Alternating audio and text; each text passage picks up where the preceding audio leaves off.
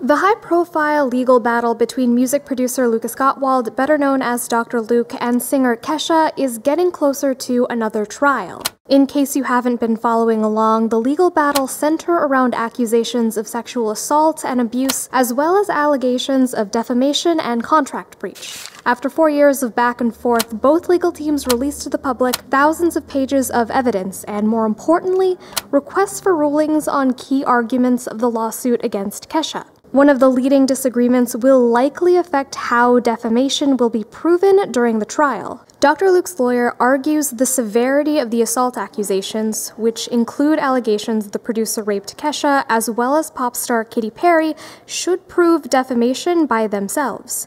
Those allegations stemmed from a private text conversation between Kesha and Lady Gaga, but both Perry and Dr. Luke deny the assault happened. On the other side of the legal battle, Kesha's lawyer argues the producer is a public figure, meaning in order to win a defamation case, his legal team would have to prove Kesha acted with malice and that her allegations caused him harm. Regarding the alleged defamatory statements, Kesha's legal team is also calling into question whether some of them should be tried in court. Her lawyer argues that certain statements, many of which were not stated publicly by the singer, are expressions of opinion, statements made to the press, statements made by fans, or protected statements made by lawyers in court filings. The Hollywood Reporter notes this is unusual because these types of statements, specifically those made by lawyers and reported by news outlets, are usually granted immunity, but Dr. Luke's team says they're relevant to the case.